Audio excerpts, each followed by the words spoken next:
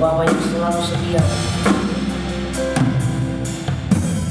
Yesus Tuhan, Kau selalu setia, janjimu di dalam hidupku. Dulu, sekarang, dan selamanya, Kau Allah yang menopangku.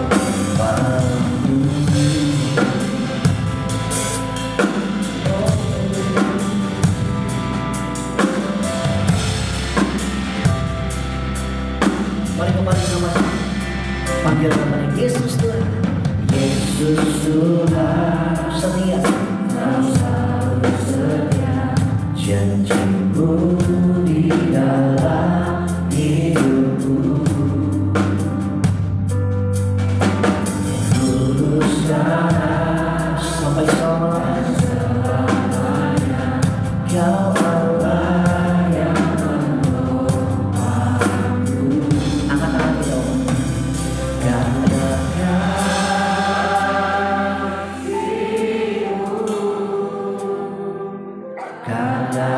kasih-Mu, karena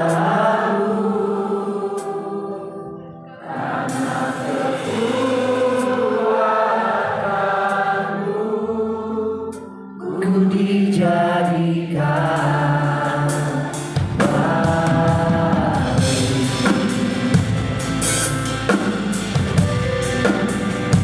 Terima kasih Tuhan,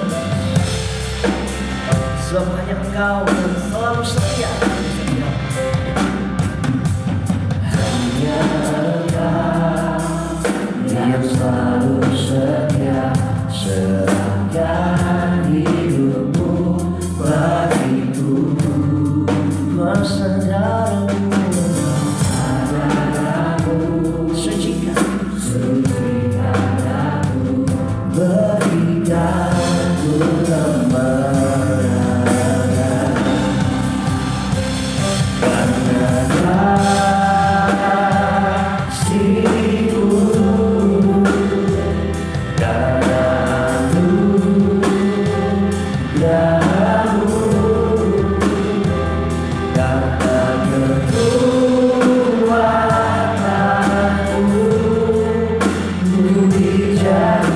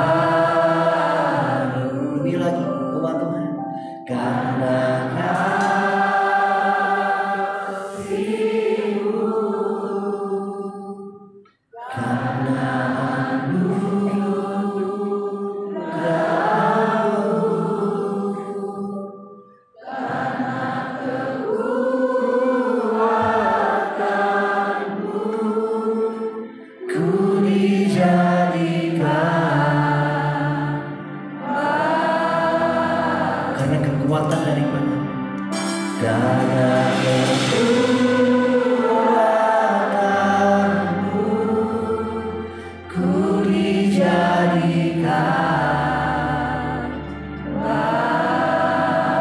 sambil tutup mata. karena kekuatanmu ku dijadikan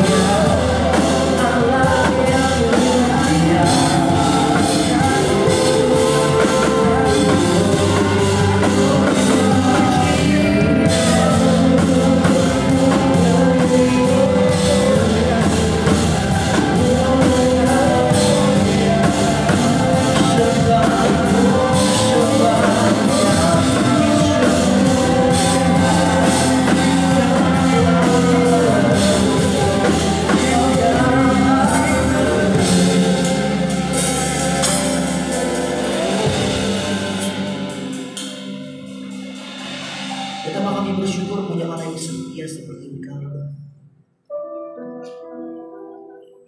Sebab ini yang kami sadari kalau sampai dengan sore hari ini kami ada menikmati kasih-Nya Tuhan, menikmati kebaikan-Nya Tuhan, menikmati setiap rencananya Tuhan, rancangannya Tuhan Yesus yang sudah Tuhan Yesus atur indah dalam hidup kami. Kami percaya semua karena Tuhan Yesus baik, Tuhan Yesus peduli, Tuhan Yesus setia bagi setiap kami. Terima kasih Tuhan Yesus. Terima kasih. Terima kasih. Akan dinyatakan itu. Sekarang ku memuji-Mu, Allah yang setia yang tak pernah meninggalkan perbuatan tangan-Mu. Sekarang ku menyembah-Mu, Allah yang mulia, sempurnakan hidupku agar indah bagi-Mu. Angkat ini tanganmu sama-sama, bersyukur di hadapan-Mu. Sekarang ku memuji-Mu, Allah yang setia, yang tak pernah meninggalkan perbuatan tangan-Mu. Sekarang ku menyembah-Mu, Allah yang mulia, sempurnakan hidupku agar indah bagi-Mu.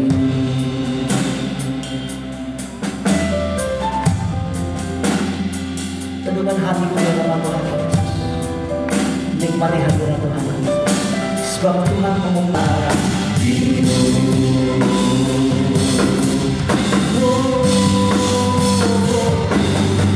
sekarang ku memuji-Mu, setia, tak pernah mengingkari janji-Mu bagi setiap kami, tak pernah meninggalkan setiap kami.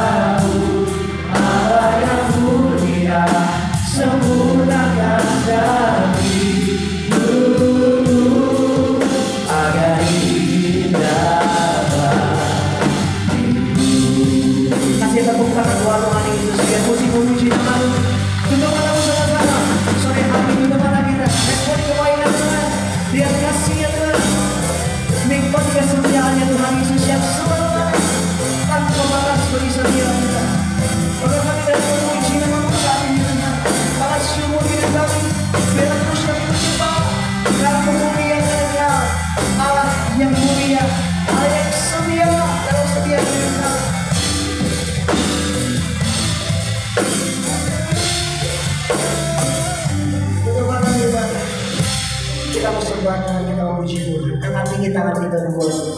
Mari menarik dari hati. Sanggup memujimu sambil bangkit berdiri. Kita puji Tuhan, kita sembah Tuhan Yesus. Kita bersyukur buat kesetiaan Tuhan dalam hidup kita.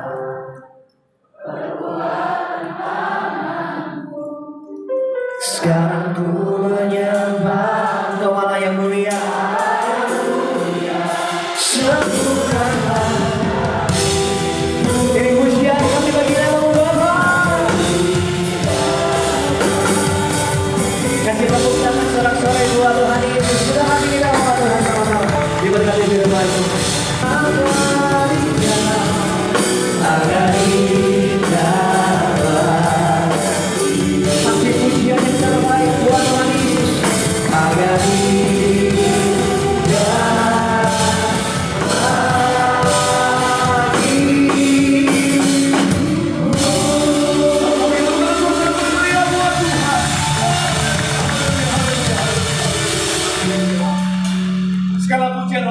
syukur kami Tuhan hanya bagi satu nama yang kudus, nama yang berkuasa, itu nama Tuhan kami Yesus Kristus. Dan kami doa biar kiranya Tuhan pujian penyembahan kami indah di hadapan Tuhan.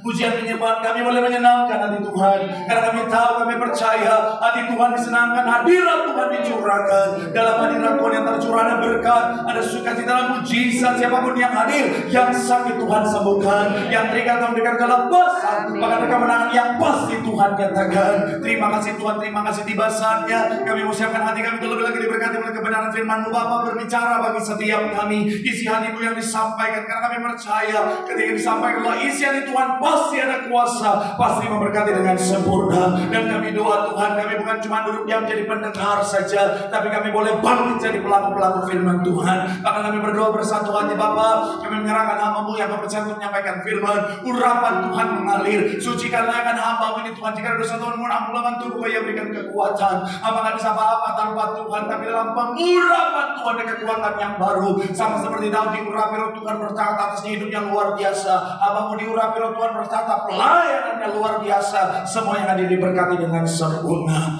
Isi hati disampaikan segala kemuliaan buat Tuhan. Hari yang siap diberkati dengan sukacita, dengan iman, dengan bangga. Sama-sama kita mau katakan amin. Terima kasih buat setiap rekan-rekan yang sudah mulai dengan luar biasa. Dan dari mimbar dan tempat ini saya mau sampaikan salam damai sejahtera. Shalom. Sekali lagi shalom. Haleluya. Dalam Tuhan ada sukacita. Amin. Dan di mana ada sukacita pasti ada senyuman di wajahnya. Boleh sama-sama bikin senyuman dulu yang paling manis. Jumpai kanan kiri berdepan belakang, mengatakan mari bersukacita dalam Tuhan. Yuk minimal 2-3 orang kiri kanan berdepan belakang. Ayo senyum, jangan kayak debt collector lagi tugas. Ayo. Senyum yang totalitas, bilang mari bersukacita dalam Tuhan. Haleluya. Ini baru anak Tuhan, saudara. Haleluya. Saya percaya dalam segala keadaan anak Tuhan bisa bersukacita. Amin. Dan saya selalu bilang kalau saudara senyum, apalagi ini kan sesi anak muda, kali aja yang di sampingmu adalah masa depanmu. Kita mah nggak tahu atuh. Pak Pendeta di samping saya opung-opung ya. Apalah sebuah angka. Cinta tak memandang usia. Yang kami opungnya itu. Kami sukacita senang bisa lihat saudara, wajah-wajah habis liburan kayaknya saudara, dan senang bisa jumpa saudara kembali berjumpa kembali. Saya melihat kesetiaan yang sama, semangat yang luar biasa. Saya mau bilang saudara, orang yang setia semangat cari Tuhan, janji Tuhan, hidupnya anak cucunya pasti diberkati Tuhan. Tepuk tangan yang paling meriah buat Tuhan. Sama-sama bilang sama saya, aku pasti diberkati Tuhan.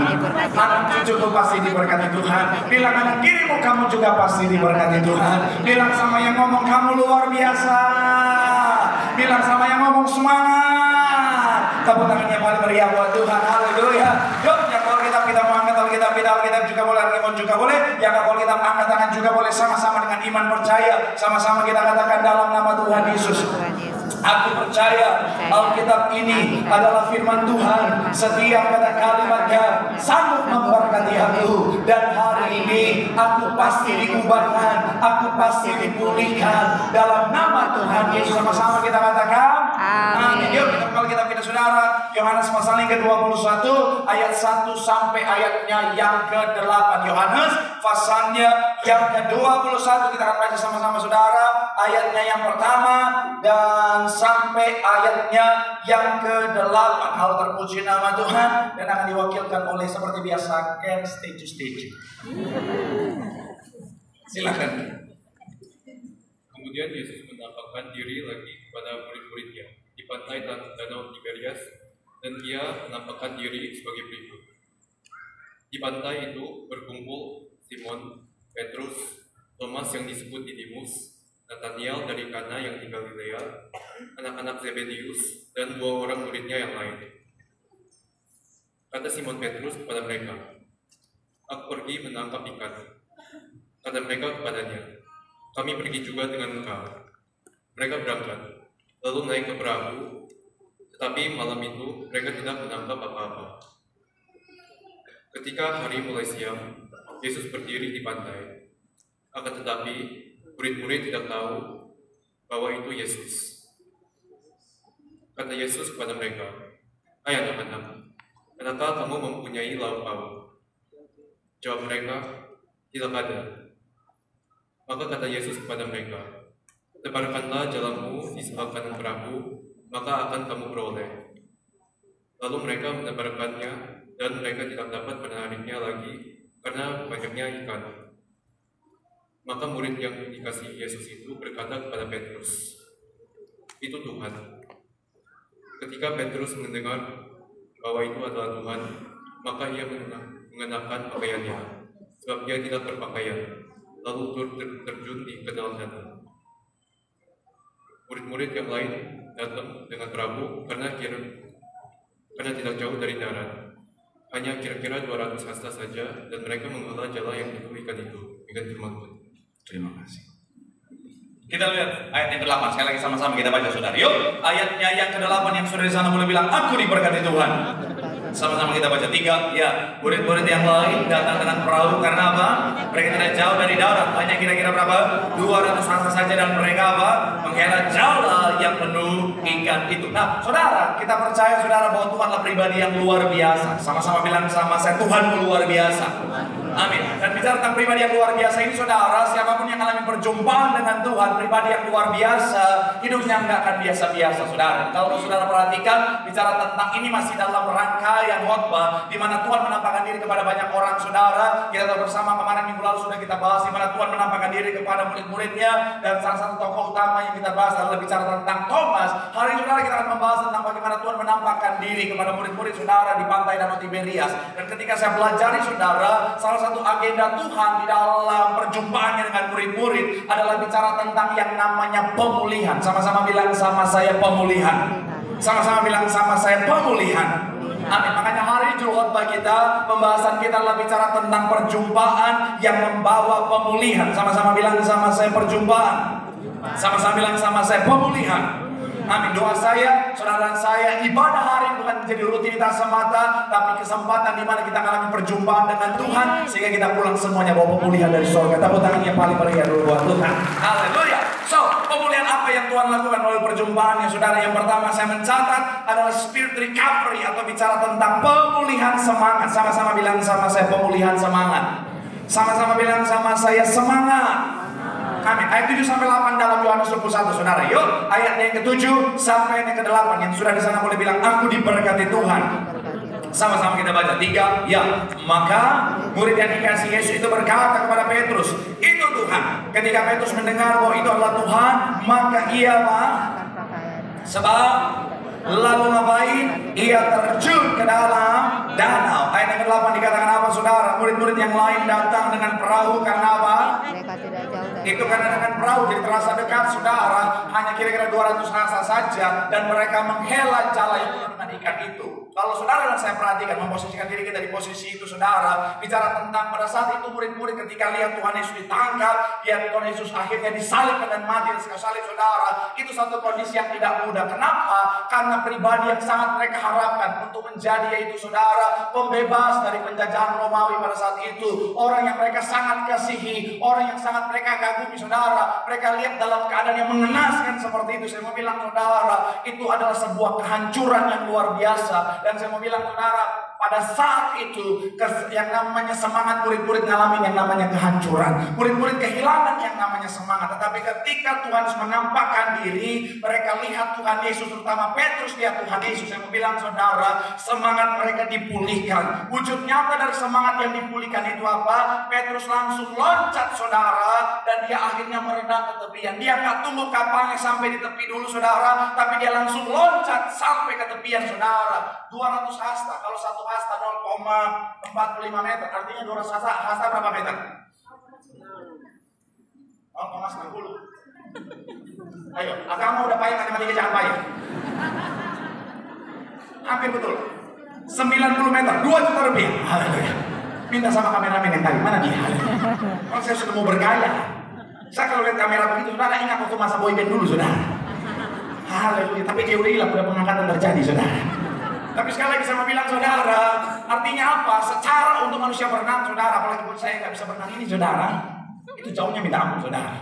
Tetapi sekali lagi langsung Petrus lakukan. Kenapa? Karena semangatnya sudah dipulihkan. Ketika saya pelajari, saudara, kenapa kok Tuhan pulihkan semangat? Emang apa dampak semangat? Ternyata, saudara, bicara tentang semangat, semangat itu berkaitan dengan iman. Sama-sama bilang sama saya, iman. Amin. Kalau saudara perhatikan, Charles Spurgeon dia bilang begini, saudara. Charles Spurgeon dia bilang begini, saudara, iman tanpa semangat seperti matahari tanpa panas, atau seperti pelita tanpa cahaya. Sekali lagi, saudara, iman tanpa semangat seperti matahari tanpa panas atau pelita tanpa cahaya. Jadi bicara tentang semangat adalah wujud nyata daripada iman. Dan kita tahu bersama, iman adalah dasar dari segala sesuatu. Ketika ada iman, maka ada mujizat di sana. Tetapi jangan bilang kita punya iman kalau semangat kita nggak punya, saudara. Saudara ingat wanita yang pendarahan 12 tahun? Saya mau bilang, saudara, kita aja kalau kurang darah, anemia, soaknya bukan main, betul ya? Iya kan? Kita kalau kurang darah, oh Tuhan Yesus, soaknya bukan main. Wanita ini pendarahan berapa lama? 12 tahun. Itu pasti secara fisik amat sangat lemah, tapi semangatnya luar biasa. Dia berkata, andai ku jamah saja jubahnya, aku akan apa? Sembuh. Dengan semangat yang luar biasa, dia terobos kerumunan orang, dia jamah jubah Tuhan Yesus, dia ngalamin mujizat. Makanya saya mau bilang, saudara, orang yang bersemangat artinya dia punya iman yang besar. Iman yang besar membawa mujizat, katakan amin.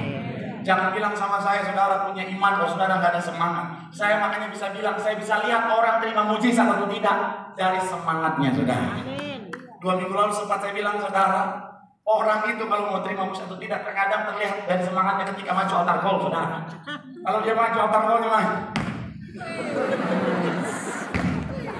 Oh, haleluya, semangat benih Tuhan. Saya di Manado saya nggak akan pernah lupa sampai sekarang. Oma, bayangin udah oma maju. Ngomongan oma. Saking semangatnya dia peluk saya. Udah. Oh Tuhan Yesus, oma. Tapi karena oma nggak apa-apa, saudara. Tapi gara-gara statement ini tadi di SCBD ada oma bilang, katanya kalau oma boleh peluk darah Yesus. Kayaknya ada yang lain di mata oma. Haleluya. Haleluya. Oma juga manusia, saudara. Haleluya. Iya, tapi sekali lagi setidaknya saya melihat semangat yang luar biasa.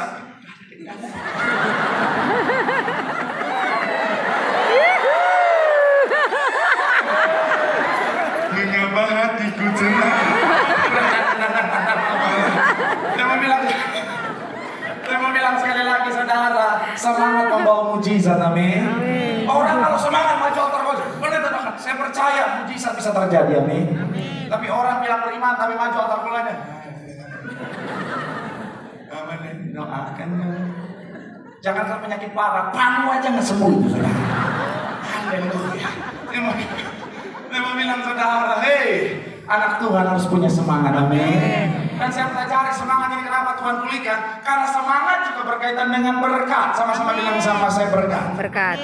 Saudara ingat ketika bangsa Israel lihat yang namanya tanah Kanaan sudah ada di depan. Tuhan bilang sama Yosua, kuatkan dan teguhkan hatimu. Yosua 1 ayat 9. Kemudian cuma sampai di situ, saudara. Tuhan juga bilang apa? Jangan kecut dan tawar hati.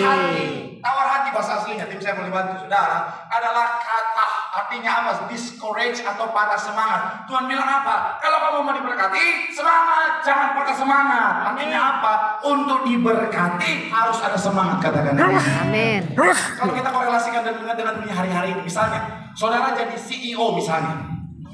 Amin. Yang bilang amin terjadi satu dengan iman. Enggak, yang kedua enggak, cuma yang pertama. Gak ada iman ikut-ikutan begitu. Nah, bilang saudara-saudara misalnya jadi pimpinan, saudara mau ada wawancara 2 karyawan mau masuk kerja di tempat saudara bisnis. Yang satu semangatnya luar biasa. Pak, saya mau kerja di perusahaan ini. Saya siap mengabdi untuk perusahaan ini. Lembur nggak apa-apa. Apa itu tipes?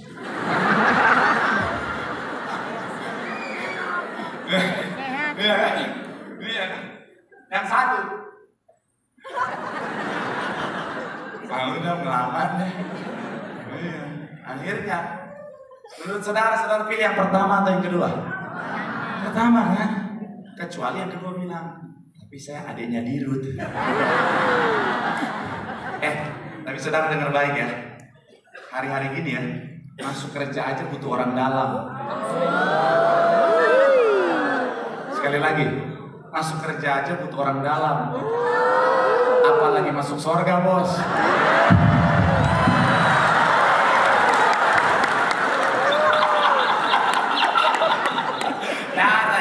Darah Yesus. Tapi sekali lagi saya mau bilang saudara, kenapa? Karena ada semangat, makanya dia diterima kerja, betul ya. Saudara jadi bos, saudara mau memberkati karyawan, yang satu rajin, satu malas, yang pengen saudara memberkati yang mana? Yang rajin, betul ya. Karena semangat bikin dia diberkati Tuhan, amin. Saya mau bilang saudara, makanya buat anak muda, shalom anak muda. Shalom para wanita. Shalom. Cari pacar tuh yang semangat. Amin. Shalom para wanita. Jangan mau sama laki-laki yang gak ada semangat. Jalan aja kayak orang kurang gula. Ya ampun. Hidupnya aja gak ada semangat hidup, apalagi hidup bersama kamu. Emang sesi ini boleh kacau guys. Saya mau bilang saudara, anak Tuhan harus semangat, amin. Saya aja jadi pendeta, saya tetap jaga semangat. Karena yang saya tahu, perspektif orang berbeda-beda. Tapi yang saya tahu, jemaat suka pendeta yang semangat. Amin. Kenapa? Itu namanya menyebarkan positive vibes. Iya kan? Kalau pendeta mohon maaf ya, tanya. Dalam guys. Ya. Yang mau bilang saudara, semangat itu penting, amin. Bahkan salah satu dampak dari semangat, kenapa Tuhan pulihkan semangat? Semangat membuat kita kuat. Sama-sama bilang sama saya, membuat kita kuat. Coba kita buka, kita pindah saudara. Amsal 18 ayat 14. Sama-sama kita baca saudara. 3, ya. Orang yang bersemangat dapat apa? Menanggung penderitaan. Tetapi siapa? Siapa yang Perhatikan sekali lagi saudara, bagian awal dikatakan apa? Orang yang bersemangat dapat apa? menanggung penderitaan. Sama-sama bilang sama saya, semangat bikin kita kuat. Semangat bikin. Saudara pernah perhatikan nggak tempat fitness lagunya lagu semangat atau lagu yang lemes-lemes? Hah? Lagu semangat kan? Kenapa? Ya biar semangat, karena semangat. Yes, ada korelasi antara semangat dan kekuatan.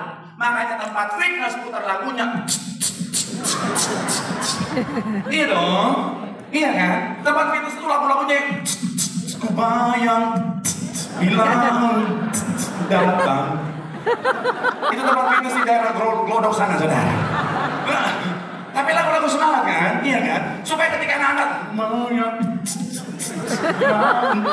iya, saya aja pendeta, tapi kalau fitness denger lagu yang semangat. Ku pandang wajah dan pertolongan. Iya kan? Ada semangat membuat saya kuat. Coba kalau lagu-lagunya saya masuk. ngangkat 1 kilo aja kayak ngangkat penderitaan hidup orang. Haleluya. Saya mau bilang saudara, makanya anak Tuhan harus semangat, amin. Masalah tantangan persoalan kehidupan mungkin boleh ada, tetapi dengan semangat kita cakap menang segala perkara. Tepuk tangan yang paling meriah dulu buat Tuhan. Bilang sama kanan kirimu, semangat. Bilang sama yang ngomong, jangan kayak orang jurang mula. Tepuk tangan yang paling meriah buat Tuhan. Haleluya, haleluya. Yang kedua, pemulihan apa yang Tuhan lakukan melalui perjumpaan? Yang kedua, pemulihan hubungan. Sama-sama bilang sama saya, pemulihan hubungan. Sama-sama bilang sama saya, hubungan. Coba kita lihat saudara ayat 15 sampai 17. Ayat 15 sampai 17 dalam Yohanes 21, sama-sama kita baca. 3. Iya. Sesudah Simon anak Yohanes, apakah kau? Jawab Petrus kepadanya, benar Tuhan, engkau tahu bahwa apa? Ayat selanjutnya dikatakan apa saudara? 3. Iya. Kata Yesus pula kedua kalinya Simon anak Yohanes, apakah? Benar Tuhan, engkau tahu bahwa apa? Selanjutnya, ayat selanjutnya saudara dikatakan apa? Kata Yesus kepadanya untuk Simon anak Yohanes, apakah? Maka sedih hati Petrus karena apa? Yesus berkata untuk ketiga kalinya, tahan sampai di sana. Kenapa kesedihan itu muncul ketika Tuhan Yesus tanya sampai ketiga kali?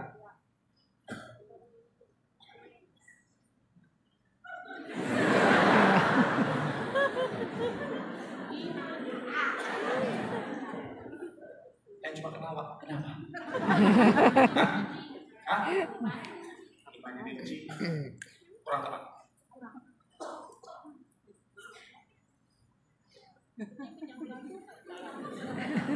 Hampir betul, belum mendekat situ. Yes. Kalau cerdas cermat antar cabang Tiberias, putus ibu ini.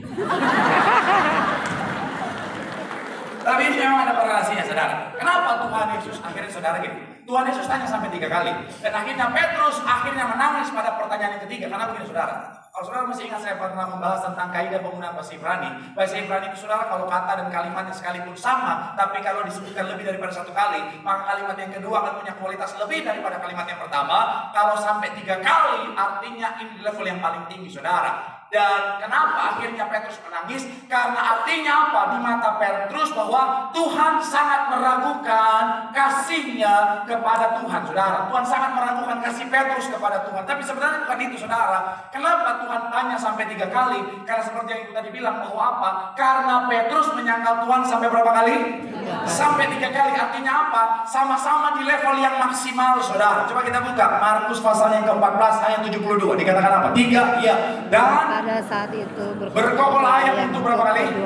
Maka teringatlah Petrus bahwa Yesus telah berkata kepadanya, sebelum ayam berkokok 2 kali, engkau telah menyangkal aku berapa? 3 kali. Lalu menangislah ia terseduh-seduh. Bahasa aslinya saudara ini punya makna layo, artinya apa? Sampai meratap. Karena dia tahu apa? Dia sudah menyangkal Tuhan sampai di level maksimal. Tapi Tuhan tahu itu akan terjadi. Makanya Tuhan sudah tanya sampai 3 kali. Artinya apa? Tuhan sudah mempersiapkan pemulihan untuk kesalahan yang dilakukan oleh Petrus, saudara. Karena apa? Karena di mata Tuhan hubungan itu penting, katakan amin. Makanya pada saat perjumpaan itu, ketika Tuhan berjumpa dengan Petrus, yang Tuhan lakukan adalah apa? Makan bersama. Karena itu salah satu cara pada tradisi saat itu, saudara, untuk memulihkan yang namanya hubungan, saudara. Dan yang menarik ketika Tuhan bertanya, apakah engkau mengasihi aku? Kalimat pertama dan kedua Tuhan pakai kata kasih agape, saudara. Tapi ketika kalimat ketiga Tuhan gak pakai kata kasih agape lagi, tapi pilihan. Itu apa? Kasih persahabatan atau kasih persaudaraan. Bicara tentang apa? Ada hubungan di sana.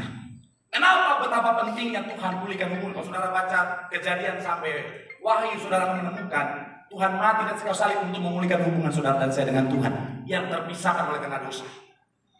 Kalau udah masuk teologi ya semua. Tapi nggak apa-apa, kita harus masuk ke dalam. Saya nggak mau saudara cuma ketawa-ketawa. Pulang rumah nggak tahu bawa apa. Dan anak saya harus apa? Nggak tahu. Pokoknya lucu. Nah itu baru. Saya mau bilang sekali lagi saudara, adalah bicara tentang Tuhan mau kita ngalamin pemulihan. Kenapa? Karena kita nggak bisa hidup tanpa Tuhan. Satu kalimat dari seorang hamba Tuhan yang luar biasa, saudara. Dia bilang begini, saudara, bahwa John Wesley, Tuhan tidak apa-apa tanpa kita, Tetapi kita tidak ada apa-apanya tanpa Tuhan. Sekali lagi, Tuhan tidak apa-apa tanpa kita. Tanpa kita dia tetap Tuhan yang mulia, tanpa kita dia tetap Tuhan yang penuh kuasa. Tetapi kita tanpa Tuhan kita nggak bisa apa-apa. Makanya Tuhan bilang begini saudara, bahwa akulah pokok anggur dan kamulah ranting-rantingnya. Barang siapa tinggal di dalam aku dan aku tinggal di dalam dia, ia berbuah banyak. Sebab di luar aku kamu tidak dapat berbuat apa-apa. Makanya anak Tuhan harus sadar betul keterhubungan dengan Tuhan adalah satu hal yang amat sangat penting. Katakan amin. Karena kita nggak bisa apa-apa. Ada banyak orang nggak kuat hadapi masalah, tantangan, persoalan kehidupan karena mereka nggak terhubung dengan Tuhan. Ada banyak orang kenapa ada masalah, tantangan, persoalan dalam kehidupannya. Dia bilang aku nggak kuat, aku nggak sanggup. Saya mau bilang saudara, evaluasi apakah hubunganmu dengan Tuhan sudah terjalin baik atau tidak. Karena kalau hubungan kita erat dengan Tuhan, apapun masalah tantangan di depan kita, dengan bangga kita bisa berkata, segala perkara dapat hutang dalam Tuhan yang memberikan kekuatan. Tepuk tangan dulu yang paling meriah buat Tuhan. Saya bilang sekali lagi saudara, percayalah ada banyak orang hidupnya nggak ngapa-ngapain, nggak menghasilkan apa-apa, karena dia nggak terhubung dengan Tuhan yang merupakan sumber segalanya. Karena kalau kita terhubung dengan Tuhan yang sumber segalanya, yang luar biasa itu, hidup kita pasti luar biasa. Amin. Dengan segala kerendahan hati saudara, saya boleh ada sampai hari dalam pelayanan saya yang Tuhan percayakan. Saya mau bilang saudara, dengan segala anugerah Tuhan semua karena terhubung dengan Tuhan. Amin. Karena kalau secara manusia saya nggak kuat saudara. Saya tadi beberapa jemaat datang, Pak, terima kasih Pak, terima mujizat Tuhan. Pak, saya sudah sembuh Pak. Saya bilang saya terima kasih sama Tuhan.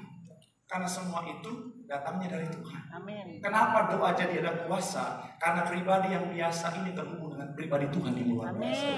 Tepuk tangan dulu yang paling mulia. Ayo terhubung sama Tuhan. Jangan terhubung sama handphone lebih sering daripada terhubung sama Tuhan.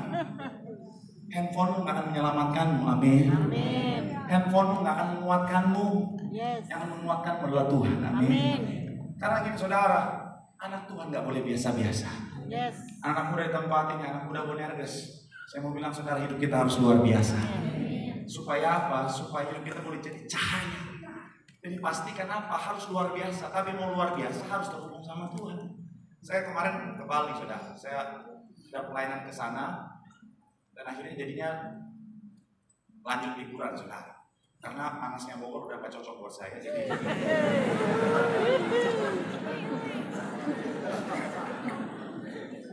nah, gratis. Jadi nggak apa-apa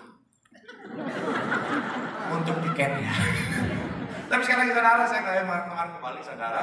Kemudian saya nyampe ke Bali saudara. Itu saya ngerasa bagaimana, Tuhan, memang luar biasa ya. Maksudnya Tuhan angkatnya begitu luar biasa tuh saudara. Artinya gini, saya nyampe ke Bali, saya bareng keluarga kita ke salah satu daerah di GWK namanya saudara, Garuda Wisnu Kencana. Kemudian itu kan masuk ke dalam kan siang-siang nggak terlalu ramai saudara. Kemudian udah masuk ke dalam, ada satu kafe kecil kayak tempat minum air kelapa gitu saudara. Di dalam GWK itu ada saya bersama keluarga, ada satu pasang, kemudian ada satu keluarga sama ada yang jualan. Tiba-tiba saudara yang gitu, kami jemaat Nias, bayangin jemaat Gading Nias ada di GWK ujung sana saudara. Ngapain sini? Iya Pak, kami lagi honeymoon sih. Yang jomblo-jomblo langsung. Sabar, semua ada waktunya. Amin.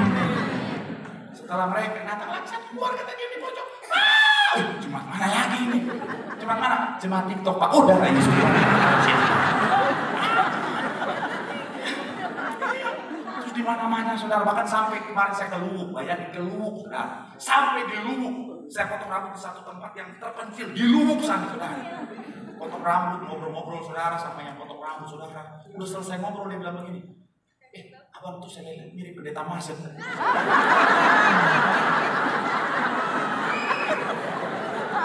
Dalam hati saya, gue colok mata lu. Tapi nggak apa-apa, sekalipun saya cuma mirip, setidaknya dia kenal siapa si pendeta Masen itu saudara.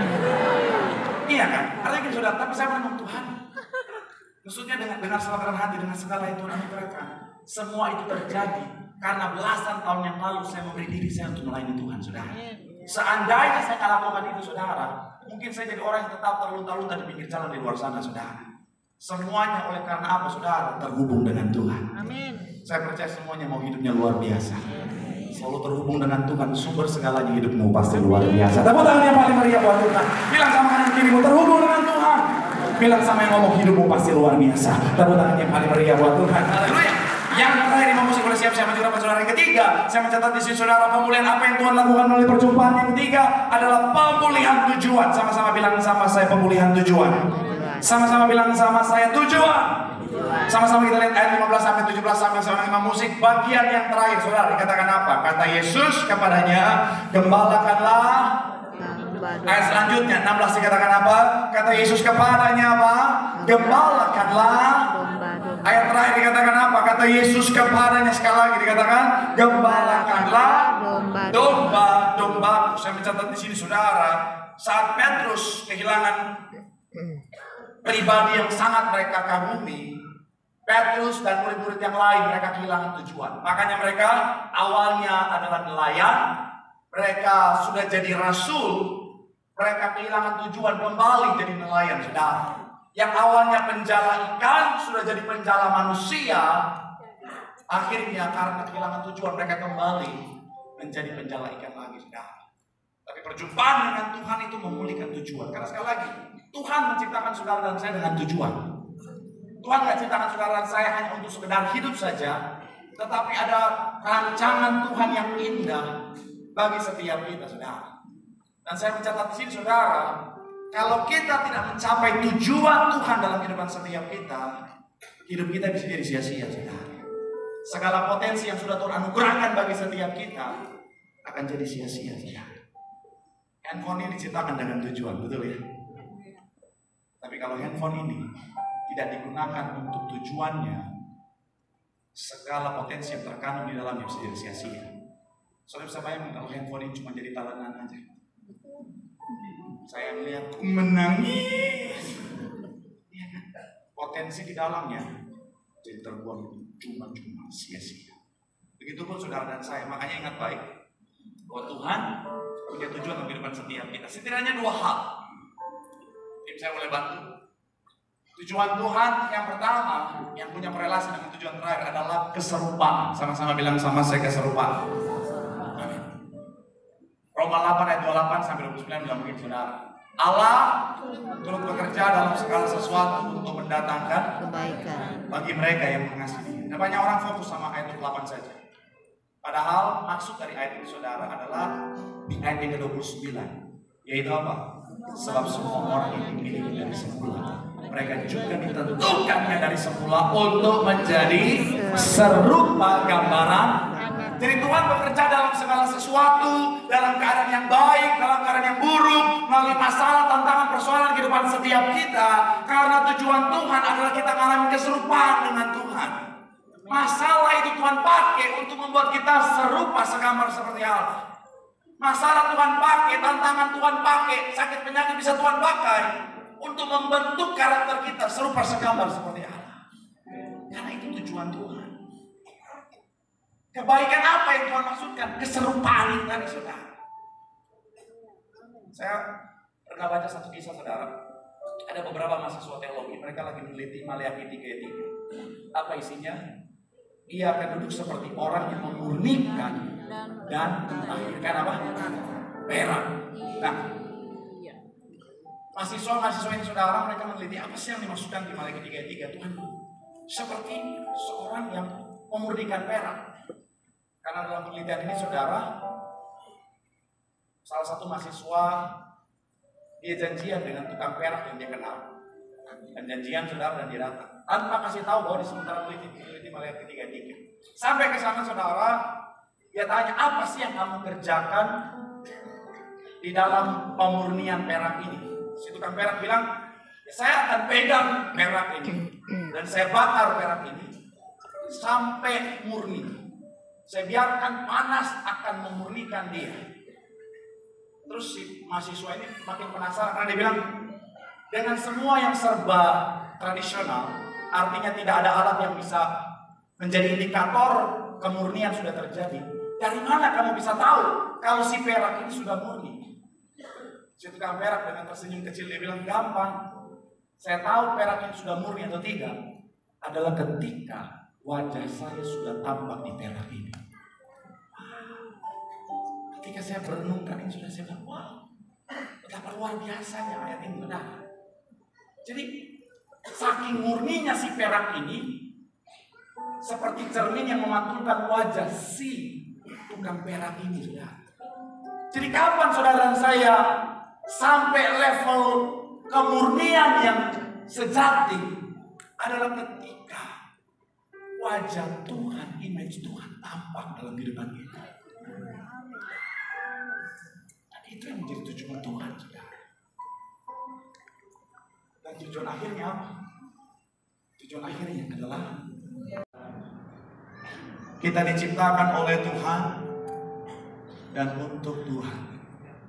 Sampai kita memahami itu, hidup tidak akan pernah masuk akal. Banyak orang bingung kenapa aku hidup. Banyak orang bilang apa sih tujuan hidup. Banyak orang mencari tujuan hidup karena mereka lupa hidup mereka dari Tuhan untuk kemuliaan Tuhan. Saya mau bilang saudara, yuk izinkan dirimu selalu dimurnikan oleh Tuhan. Amin. Kadang-kadang mungkin gak enak, dibakar tuh sakit saudara. Dibakar tuh kadang-kadang penuh air mata. Dan izinkan itu terjadi supaya semakin hari kau semakin murni, mencapai keserupaan dengan Tuhan, sehingga hidupmu benar-benar memancarkan kemuliaan Tuhan. Mulai kehidupan banyak jiwa dimenangkan bagi kerajaan surga. Tepuk tangan yang paling meriah buat Tuhan. Bilang sama kanan kirimu, Tuhan punya tujuan. Bilang sama yang ngomong, hidup kita untuk kemuliaan nama Tuhan. Tepuk tangan yang paling meriah buat Tuhan. Yang diberkati bola main tanganmu, sorak-sorak yang paling meriah buat Tuhan. Haleluya, haleluya. Sama-sama teduhkan hati kita di hadapan Tuhan. Terima kasih. Bagimu Tuhan seluruh hidup, pakailah Tuhan Bagi kemuliaan-Mu. genapi Tuhan, genapi seluruh rencanamu sampai bumi